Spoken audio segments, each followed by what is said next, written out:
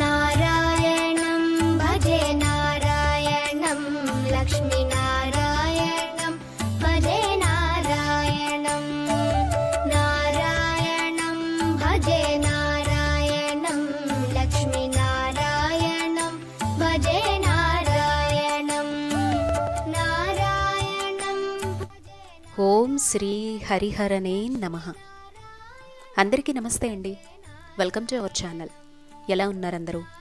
మీరంతా హ్యాపీగా సంతోషంగా ఉండాలి అని మనస్ఫూర్తిగా కోరుకుంటూ, మీలో మొదటిసారి మన ఛానల్ చూస్తున్న వాళ్ళు ఎవరైనా సబ్స్క్రైబ్ చేసుకొని పక్కనే ఉండే బెల్ ఐకాన్ని క్లిక్ చేస్తే మన హిందూ సంప్రదాయంలో ఉండే అనేక పూజా విధానాలతో పాటు అనేక సమాచారపరమైనటువంటి వీడియోస్ని మన ఛానల్ ద్వారా అందిస్తూ ఉంటానండి. అలాగే ఈ వీడియో అంతా చూసిన తర్వాత మీకు నచ్చింది అనిపిస్తే తప్పకుండా ఒక లైక్ ఇచ్చి నన్ను ఎంకరేజ్ చేయండి. మరిన్ని మంచి వీడియోలు అందించేందుకు మీరంతా నాకు అందించేటువంటి ప్రోత్సాహంగా భావిస్తాను. అలాగే వస్తున్నటువంటి పర్వదినాల సమాచారం కూడా ఎప్పటికప్పుడు మీకు అందించేందుకు మీరు ఇచ్చేటువంటి ఒక్క లైక్ అనేది నాకు చాలా పెద్ద ప్రోత్సాహం అండి. ఆషాఢమాసం ప్రారంభం అయిపోయింది అనగానే వారాహి అమ్మవారి నవరాత్రులన్నీ కంప్లీట్ చేసుకున్న వెంటనే మనకొచ్చేటువంటి విశేషమైనటువంటి పర్వదినం, ఇంకా చెప్పాలి అంటే పల్లెల దగ్గర నుంచి పట్టణాల వరకు ఎదురు చూసేటువంటి మొట్టమొదటి పండగ తొలి ఏకాదశి, శయన ఏకాదశి. ఒక రకంగా ఆధ్యాత్మికంగా తెలిసిన వాళ్ళైతే శ్రీ మహావిష్ణువు యోగ నిద్రలోకి వెళ్ళబోయేటువంటి సమయం, 4 నెలల పాటు చాతుర్మాస్య దీక్ష అంటారనమాట. దక్షిణాయనంలోకి ప్రవేశించేటువంటి సమయం కూడా ఉత్తరాయణం నుంచి సూర్య భగవానుడు దక్షిణం వైపు తిరుగుతాడనమాట. ఇక్కడి నుంచి శ్రీ మహావిష్ణువు అంటే ఆషాఢ శుద్ధ ఏకాదశి నుంచి ప్రారంభించి కార్తీక శుద్ధ ఏకాదశి వరకు కూడా స్వామివారు యోగ నిద్రలో ఉంటారు. సో ఈ సందర్భంగా మునులు, యోగులు, తపస్సులు, బ్రహ్మలు వీళ్ళందరూ కూడా ఒక దీక్షలాగా స్వామి అక్కడ యోగ నిద్రలో ఉంటే స్వామిని తలుచుకుంటూ ఒక వ్రతంలాగా, ఒక పూజలాగా, ఒక నోములాగా స్వామివారిని ఒక దీక్షతో ఆరాధన చేస్తారు. అది కూడా ఎటువంటి పొలిమేర దాటకుండా ఒక గదికి లేదా వాళ్ళు ఉండేటువంటి నివాసం వరకే పరిమితమై ఈ 4 నెలలు కూడా ఒక రకమైనటువంటి దీక్ష మాత్రమే కాదండి, నియమాలతో ఆచరిస్తారు. ఒకప్పుడు మన సనాతనంలో అంటే మన పూర్వ రోజుల్లో అయితే ఇంటికొకరు తప్పకుండా చాతుర్మాస్య దీక్షను అవలంబిస్తూ ఉండేవారు. కానీ మనకి ఇప్పుడు ఉండేటువంటి లైఫ్ స్టైల్స్ వల్ల చాతుర్మాస్య దీక్ష అనేది చెయ్యలేకపోతున్నాం. మనలాంటి వాళ్ళ కోసమే ఈ చాతుర్మాస్యంలో అంటే ఈ 4 నెలల్లోనే వచ్చేటువంటి ప్రతి పర్వదినాన్ని గనక మనం ఉపయోగించుకోగలిగితే చాతుర్మాస్య దీక్ష చేసినంత ఫలితం కలుగుతుంది అని చెప్పి శాస్త్రం చెప్తోందనమాట. అందుకే ప్రతి పండగ, ప్రతి పర్వదినాన్ని హిందువులుగా పుట్టిన మనమంతా కూడా చక్కగా ఆచరించి తరించాలి అనేది శాస్త్రం చెప్తున్నటువంటి మాట. అందులో ప్రప్రథమంగా వచ్చేది తొలి ఏకాదశి, శయన ఏకాదశి. ఈ ఏకాదశి నుంచే పండగలన్నీ స్టార్ట్ అవుతాయి అని ఒక నమ్మకం. అలాగే పట్టణాల వరకు, పల్లెల వరకు మనం తీసుకుంటే కనుక ఇక్కడి నుంచే రైతులు ఇక తొలకరి జల్లులు కూడా ప్రారంభమై ఉంటాయి కాబట్టి వాళ్ళంతా కూడా నారు పోసేందుకు సిద్ధమవుతారనమాట. ఆ విధంగా వాళ్ళకి ఒక రకమైనటువంటి పండగ, ఇదే శుభముహూర్తంగా భావిస్తారు. ఇక్కడి నుంచి వారంతా కూడా ఇక దుక్కి దున్నుకోవడం లాంటివి చేస్తారు. తొలి ఏకాదశి ప్రారంభం, ఇక అన్నీ మాకు మంచి రోజులే అని చెప్పి భావించి వాళ్ళ పనుల్లో వాళ్ళు నిమగ్నం అయిపోతారు. అదే పట్టణాల్లో నివసించేవారు మిగతా వారంతా కూడా నియమాల పరంగా ఇక వచ్చేదంతా తొలకరి జల్లులు, వర్షము, అది ఆహార నియమాల విషయంలో చాలా జాగ్రత్తగా ఉండాలి అని చెప్తారు. పొలిమేరలు దాటి వెళ్ళకూడదు, వానలు అవి పడతాయి కాబట్టి అత్యవసరం అయితే తప్ప ఇల్లు దాటి బయటకు వెళ్లకుండా మన పనులు ముగించుకొని వెంటనే ఇంటికి చేరుకుంటూ ఉండాలి. అదేవిధంగా శ్రావణ మాసంలో తీసుకుంటే ఆకుకూరలకు దూరంగా ఉండాలి. భాద్రపదంలోకి వస్తే పెరుగుకి దూరంగా ఉండాలి. ఒక్కో నెల ఒక్కో రకమైనది. ఇక కార్తీక మాసం వచ్చిందంటే కొన్ని రకాల పప్పు దినుసులు తీసుకోకూడదు అని చెప్పి వీటన్నింటికి కాస్త దూరంగా ఉంటే మన ఆరోగ్యం సక్రమంగా ఉండడంతో పాటుగా ఆధ్యాత్మికంగా హరిహరులిద్దరినీ గనక మనం మనస్ఫూర్తిగా ధ్యానం చేసుకోగలిగితే వచ్చే ప్రతి పర్వదినం నాడు కూడా స్వాములిద్దరినీ కూడా మనం సతీ సమేతంగా ఆరాధనలు చేసుకుంటే, పూజలు, వ్రతాలు అన్నీ కూడా మనకి శ్రావణ మాసం, కార్తీక మాసం, భాద్రపద మాసం అన్నీ వస్తూ ఉంటాయి కదా. ఈ విశేష ఆరాధనలు చేసుకుంటే చాతుర్మాస్య దీక్ష చేయడమే కాదండి, హరిహరులిద్దరి కరుణా కటాక్షాలు, కృప, ఆశీర్వాదం ఎల్లవేళలా మన కుటుంబంపై, మన తరాలపై ఉంటుంది అని చెప్పి చెప్పబడుతోందన్నమాట. మరి వస్తున్నటువంటి ఇంత విశేషమైనటువంటి రోజుల గురించి మనమంతా తెలుసుకున్నాం కదా. ప్రప్రథమంగా ఇవాల్టి వీడియోలో మనం తొలి ఏకాదశి పూజా విధానం గురించి తెలుసుకుందాం. తొలి ఏకాదశి అనగానే మనమందరం కూడా లక్ష్మీనారాయణులు లేదా కలియుగ ప్రత్యక్ష దైవం వెంకటేశ్వర స్వామి వారిని శ్రీ మహాలక్ష్మి సమేతంగా ఆరాధన చేస్తూ ఉంటాం. ఒక్కొక్కరు ఒక్కో విధంగా, వైష్ణవ పరంగా ఎవరైతే ఏ విధంగా అయితే స్వామివారిని ఆ రూపంలో చూస్తారో, లక్ష్మీ నారసింహుడిగా చూస్తారా, లేకపోతే శ్రీ వెంకటేశ్వరుడిగా చూస్తారా, లక్ష్మీనారాయణులుగా చూస్తారా, ఏ విధంగా చూసినా ప్రాంతాచారం ప్రకారము అక్కడ స్వామివారికి విశేషమైనటువంటి ఆరాధన తొలి ఏకాదశి రోజున చేస్తారు. ఇక్కడి నుంచి మొదలు పెడితే మనకి 24 ఏకాదశులు వచ్చేటువంటి సంవత్సరం వరకు కూడా లెక్కపెట్టి ఏకాదశి వ్రతం కింద కూడా చేసుకునే వాళ్ళు చాలామంది ఉంటారు. అంతగా కుదరకపోయినా ప్రతి నెలలో శుక్లపక్షంలో అంటే మొదటి 15 రోజులు వచ్చేటువంటి ఏకాదశి పర్వదినాన్ని కూడా 12 ఏకాదశులుగా సంవత్సరం మొత్తం కూడా ఎంతో నిష్టగా ఆచరిస్తూ ఉంటారు. అయితే ఈ ఏకాదశి వ్రతం ఆచరించడం చాలా సులభం అండి, కానీ చెయ్యాలి అనేటువంటి సంకల్పమే చాలా కష్టం అన్నమాట. ఆ సంకల్పం తీసుకున్నారు అంటే ఖచ్చితంగా లక్ష్మీనారాయణుల అనుగ్రహం వాళ్ళ మీద నిండుగా ఉందని అర్థం. ఎందుకంటే ఎంత సులభంగా అనిపిస్తుందో ఏకాదశి వ్రతం, ఏకాదశి పూజ, అంత చెయ్యాలి అనుకునేటువంటి తలంపైన చేసేటువంటి విధానం దగ్గరకు వచ్చే వరకు కూడా అంత క్లిష్ట సాధ్యమైనటువంటి పరిస్థితులు ఎదురవుతాయన్నమాట. ఒకసారి చేశారా ఇక ఆ కుటుంబానికి, ఆ తరానికి ఎటువంటి లోటు ఉండదండి. అది ఆరోగ్యపరంగా కావచ్చు, సౌఖ్యం పరంగా కావచ్చు. మరి ఏకాదశి పూజను ఎలా చేసుకోవాలి? ఇవాళ మీరు వీడియోలో చూస్తున్నదంతా కూడా స్వామివారికి ప్రతి ఏకాదశికి ఈ 4 మాసాల్లో కావచ్చు, 12 మాసాలుగా చేయాలి అనుకున్నా, లేదా 24 ఏకాదశులుగా లక్ష్మీనారాయణుల్ని ఎవరైతే పూజ చేసుకోవాలి అని సంకల్పం తీసుకుంటారో వాళ్ళందరికీ కూడా ఈ విధానం అనేది ఉపయోగపడుతుందండి. అయితే ఎవరెవరు చేయొచ్చు, ఎలాంటి నియమాలు పాటించాలి, నైవేద్యం ఏముంటుంది, ఏమేం సిద్ధం చేసుకోవాలి, అవన్నీ కూడా మీరు వీడియోలో ఒక్కొక్కటిగా గమనిస్తూనే వచ్చారు. ఫస్ట్ అయితే నైవేద్యం విషయానికి వస్తే, ప్రత్యేకంగా ఈ తొలి ఏకాదశి కోసం, ఈ 4 మాసాల చాతుర్మాస్యంలో వచ్చే ఏకాదశుల కోసం నైవేద్యం అయితే మనకి బయట పేలాలు అని, కొన్ని చోట్ల మరమరాలు అని చెప్పి పిలుస్తారండి, లేదా కొన్ని చోట్ల జొన్న పేలాలు అంటారు.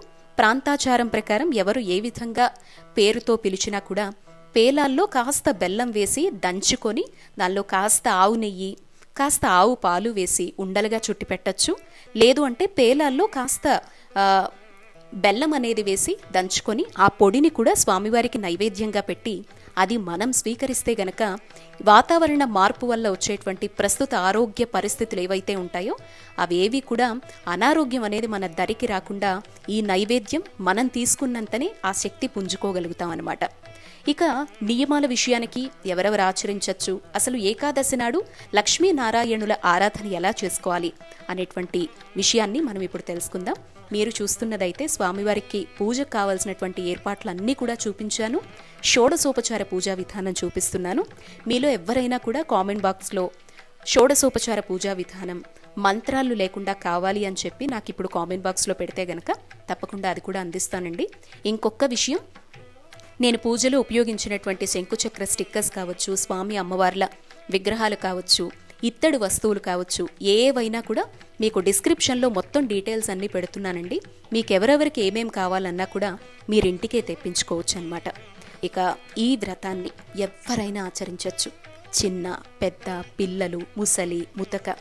మామూలుగా అయితే ఏకాదశి వ్రతం అనేది చాలా చాలా విశేషం.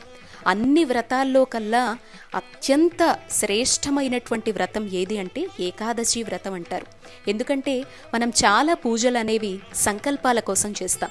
పలానా కోరిక కావాలి, పలానా మాకు ఉండేటువంటి కష్టాలు తీరాలి, మాకు ఇది కావాలి, అది కావాలి అని అడుగుతాం. ఏకాదశి తిథి నాడు లక్ష్మీనారాయణులు కావచ్చు, పరమేశ్వరుడు పార్వతీ సమేతంగా కావచ్చు, మనం చేసేటువంటి ఆరాధన ఎలా ఉంటుందంటే, పరమేశ్వరుణ్ణి ఎవరైతే ఈ 4 మాసాల పాటు ఆరాధన చేస్తారో వాళ్ళకి ముక్తి లభిస్తుంది.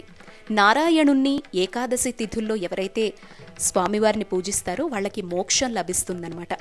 మోక్షం చాలా పెద్ద పెద్ద సాధకులకు మాత్రమే సాధ్యం అని మనం అనుకుంటాం, కానీ స్వామివారి నామస్మరణ మనస్ఫూర్తిగా చేయగలిగితే మోక్షం అంటే ఇహలోకంలో మనం చేసినటువంటి తప్పులు, ఇప్పటివరకు ఏవైతే తప్పులన్నీ చేశామో వాటన్నింటినీ కూడా యోగ నిద్రలో ఉన్నటువంటి స్వామివారు తప్పకుండా హరిస్తారు అనేటువంటిది ఒక నమ్మకం అనమాట.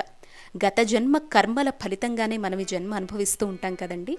మరి ఈ జన్మలో ఎన్నో కష్టాలు అనుభవిస్తూ ఉంటాం. గత జన్మలో చేసినటువంటి కర్మల వల్ల మన ప్రమేయం లేకపోయినా, మనం ఎంత మంచిగా జీవించినా కూడా ఏదో ఒక ఇబ్బంది మనల్ని వెంటాడుతోంది అంటే అది గత జన్మలో చేసుకున్నటువంటి కర్మ అనమాట.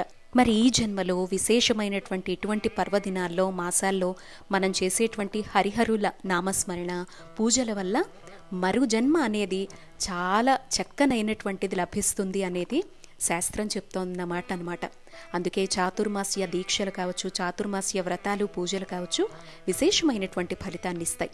ఈ పూజను ఏకాదశి రోజున స్వామివారిది ఎవరైనా ఆచరించవచ్చండి.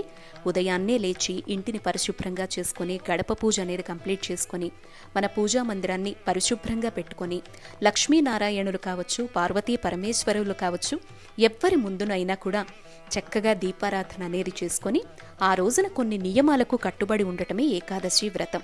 ఏకాదశి వ్రతం ఎవరైతే చేయాలి అని సంకల్పించుకుంటారో వాళ్ళు ఉదయాన్నే తలస్నానం చేసుకోవాలండి. అలాగే ఆ తర్వాత ఆ రోజంతా కూడా కొన్ని సాత్వికమైనటువంటి ఆహార పదార్థాలు మాత్రమే తీసుకోవాలి. ఆకుకూరలు వంటివి తీసుకోకూడదు. అదేవిధంగా బియ్యానికి సంబంధించినటువంటి పదార్థాలు ఏవి కూడా మనం తీసుకోకూడదు అనమాట. మామూలుగా రవ్వ ప్రసాదం లాంటివి, పాలు, పళ్ళ లాంటివి మాత్రమే తీసుకోవాలి. ఈ నియమాలు అంటే ఏకాదశి పూజ ఎవరైతే చేస్తామో అని సంకల్పించుకుంటారో వాళ్ళు దశమి సాయంత్రం నుంచే బ్రహ్మచర్యం పాటించడం, భూశయనం చేయడం లాంటివి, అలాగే ఆహార పదార్థాలు ఉల్లి, వెల్లుల్లి వంటివి తీసుకోకుండా మాంసాహారానికి దూరంగా ఉంటూ సాత్వికమైనటువంటి ఆహార పదార్థాలతో, ఇవన్నీ కూడా గర్భిణులు, చిన్నపిల్లలు, వృద్ధులకు అనేవి అనారోగ్యంతో బాధపడే వాళ్ళకి సంబంధించింది కాదండి. ఆరాధన అనేది ఎవరైనా చేసుకోవచ్చు. ఒక వ్రతం కింద చెయ్యాలి, 12 లేదా 24 ఏకాదశులు చేయాలి అనుకుంటే మాత్రం వాళ్లకుండే ఆరోగ్య సహకారం ప్రకారం ఈ నియమాలైతే పాటించాల్సి ఉంటుందన్నమాట. ఈ నియమాలనేవి ప్రతి ఏకాదశికి సంబంధించి ఉంటాయండి. ఉదయాన్నే తలస్నానం చేసుకోవడం కావచ్చు, ఇంటిని పరిశుభ్రంగా పెట్టుకొని లక్ష్మీనారాయణుల ఆరాధన కావచ్చు, ఆ రోజు మొత్తం కూడా స్వామివారి నామస్మరణలో గడపడం, ముఖ్యంగా ఏవైనా ప్రసాదాలు వంటివి వండి మనం ఆలయంలో పంచిపెట్టినా కూడా విశేషమైనటువంటి ఫలితం వస్తుంది. ఒక సంకల్పం కోసం, ఒక జాబ్ రావాలని కానీ, లేదా పిల్లలు పుట్టాలని కానీ, వివాహం జరగాలని కానీ, ఆర్థికంగా ఇబ్బందుల నుంచి బయటపడాలి, ఇంట్లో సౌఖ్యం కావాలి, ఇలా ఒక సంకల్పం కోసం ఈ వ్రతం ఎవరైతే పూనుకుంటారో వాళ్ళంతా కూడా ఆ రోజున టెంపుల్లో ప్రసాదంగా అప్పుడు మాత్రము మీరు అన్నం వండొచ్చు, గోధుమ రవ్వ ప్రసాదం చేయొచ్చు, పులిహోర వంటివి చేసుకోవచ్చు. పంచి పెట్టడంలో వరికి సంబంధించినటువంటి పదార్థాలు తప్పు రాదండి. కానీ మనం తినే వరకు మాత్రమే అన్నం అంటే వరి, బియ్యానికి సంబంధించినటువంటి పదార్థాలు ఏవి కూడా మనం తీసుకునే ఆహారంలో ఉండకూడదు. ఆలయంలో ఒకవేళ ఏకాదశి వ్రతం ఆచరించే వాళ్ళు ఉంటే తప్పకుండా ఈరోజు మేము పూజలో ఉన్నామండి అని చెప్పి ప్రసాదానికి దూరంగా ఉంటారు. పంచిపెట్టడంలో ఎటువంటి తప్పు లేదు, కానీ మనం ఆచరించడం వరకైతే తీసుకోకూడదు. సో ఇలా ఏకాదశి వ్రతానికి సంబంధించి కొన్ని నియమాలు అనేవి చెప్పబడ్డాయి. భూశయనం చేయడం, ఆరోగ్యం సహకరించేదాన్ని బట్టి బ్రహ్మచర్యాన్ని ఆ రోజు పాటించడం వంటివి చేసి, ద్వాదశి తిథి నాడు అంటే మరునాడు మళ్ళీ తలస్నానం చేసుకొని పీఠాన్ని కదిపి మళ్ళీ టెంపుల్కి వెళ్ళి అక్కడ స్వయంపాక దానం కానీ, లేదా ఎవరికైనా భోజనానికి సరిపడా మనం ఇవ్వగలిగేంత వాళ్ళకి సహాయం చేస్తే గనక ఏకాదశి వ్రత ఫలితం అనేది దక్కుతుంది అని చెప్తారు. ఇలా 12 ఏకాదశులు లేదా 24 ఏకాదశులు ఒక సంకల్పం కోసం మొక్కుకొని చేయొచ్చు, లేదా స్వామివారి కరుణా కటాక్షాలు ఉండాలి, మోక్షము, ముక్తి వంటివి లభించాలి, పాపాలు హరించాలి, మరుజన్మ అయినా కూడా మరింత చక్కగా రావాలి స్వామి, ఈ జన్మలో ఎవరిని బాధ పెట్టానో, ఏ జన్మలో ఎవరిని ఇబ్బంది పెట్టానో, ఇటువంటి జన్మ నాకు ఇచ్చావు అని బాధపడే వాళ్ళకైతే ఏకాదశి వ్రతం అత్యద్భుతమైనటువంటి ఫలితాన్ని ఇస్తుందండి.